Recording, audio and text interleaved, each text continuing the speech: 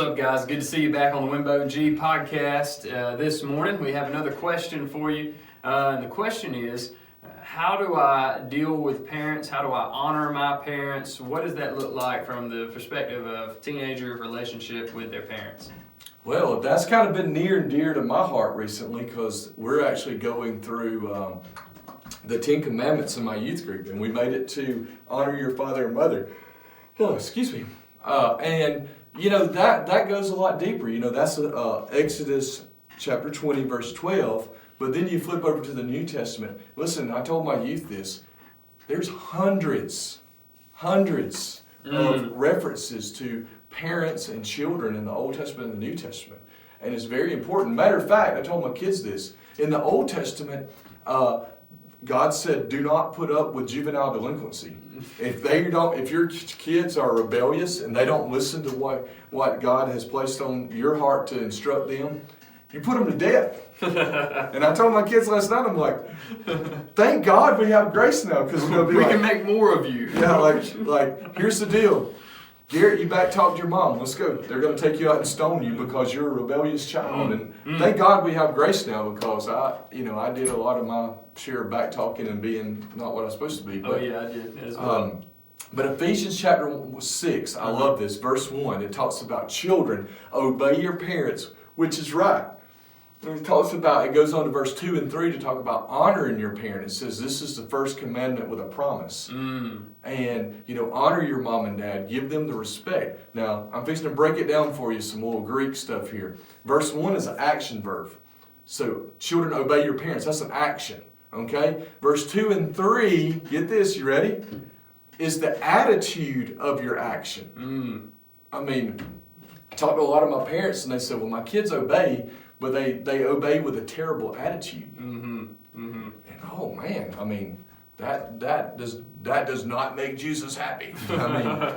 So how as a student can we have a good attitude toward our parents? I don't know exactly how, but I will harp on this, in that there's a big similarity between our relationship with God, who He Himself establishes Himself as our Father in Scripture, more than any other picture God paints of His relationship with His children as one of a father and child.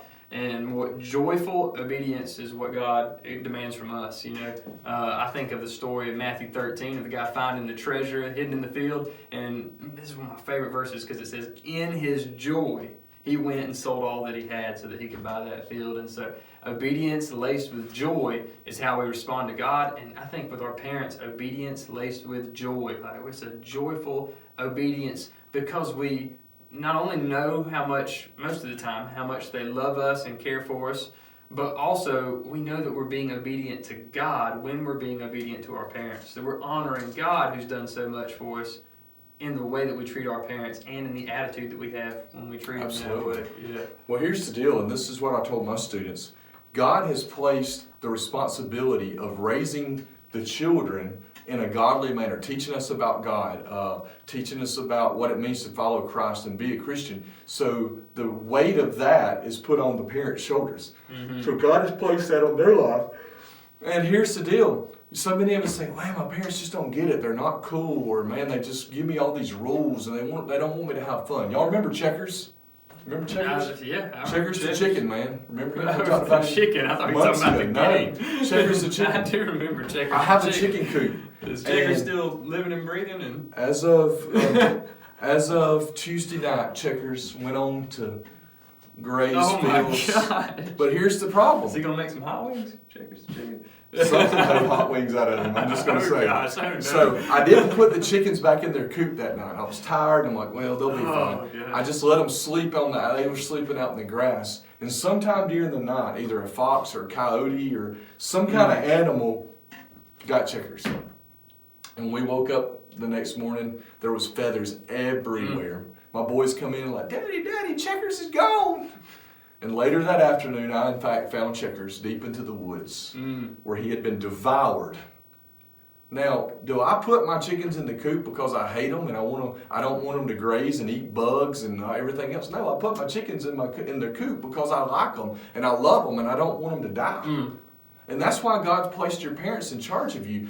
I know that's a funny story to go along with it, but God has placed the authority over you to your parents. And they place restrictions on you and guidelines on you, not because they don't want you to have fun, but because they want you to be safe and they love you. Mm-hmm. And they have to do that. I mean, that's what God has placed on there. Me and you and any other parent we're going to stand before God one day, and He's going to say, here's the authority I gave you over your children. What did you do with it? Mm-hmm. That's right. So, what if your parents are just not cool? Well, I'm sorry, I'm still dealing with that disturbing story about Checkers, man. That's a big loss.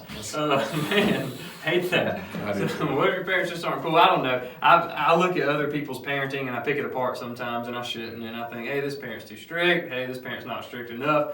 But I think at the end of the day is that, like Garrett said, God's placed those parents there for a reason. And, if you're playing in the backyard and the parents have put a fence around you, I think most parents say yes far more often than they say no. It's just that we like to lock in on the no's because we hate hearing the word no. And so instead of being in that backyard and looking over the fence at all the fun people may be having out here, know that your parents are really trying to keep you from danger out there. And there's plenty of fun to be had in the backyard. So get your eyes off of other students, other families, the way that they parent, and realize that, hey, there's some good stuff going on in my family most of the time. And there's a lot of freedoms that I can enjoy here. And you know what? Don't grow up too fast. Because there'll be a day when you're 25, 30 years old, you'll be making your own fence. You won't have to worry about your parents' fence. And, for right now, enjoy where God has you in the season that He has you in. And can I say this? Let me say this. Students, my pastor, Jack Armstrong, gives us a challenge every Sunday during his invitation. He said, here's my challenge for the week. Let me give you a challenge today. When's the last time you hugged your mom and dad? When's the last time you went to them and just thanked them for the sacrifice they make for you? Because, guys, listen, I don't know if you truly realize the sacrifice a lot of your parents have to make so that you can have the things that you have. Mm-hmm. Guys, listen to me. Cheerleading, that's almost $1,000 if you want to be a high school cheerleader. Football costs money. They have to travel to and from the games, food, and guys, listen to me. Your parents sacrifice so much for you. And sometimes I don't know if we're quite grateful for it. Yeah, and they're not obligated to do any of those things for you. They do so out of the overflow of their love for you. Absolutely. So let me give you a challenge. Today, after you hear this podcast, I want you to go over, I want you to hug your mom and dad. Mm-hmm. Hug them. Tell them thank you. Hey, listen to me. I respect that God's put you over authority over me. I'm sorry for the areas that I haven't done what I'm supposed to be doing. I want to be more obedient because that's what God's called us to do. That's right. And thank you for sacrificing for me. Guys, I'm going to tell you something. You do something like that for your mom and dad, they will run through a brick wall. Not saying they wouldn't already, but they will run through 2 brick walls. Guys, it goes a long way.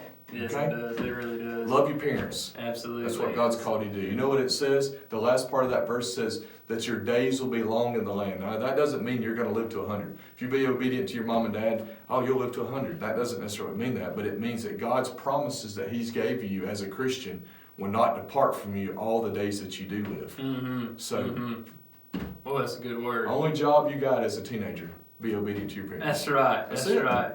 Oh, man, it says so much about your godliness, so much about your maturity. It really does. Well, guys, we hope this video has struck a nerve in your heart, and maybe things are going to change at home. Absolutely, man. I pray that you'll see the long-term view of this instead of the short-term, and love the Lord your God with all your heart, soul, and mind and strength. And if you're doing that, you love your parents and honor them as well.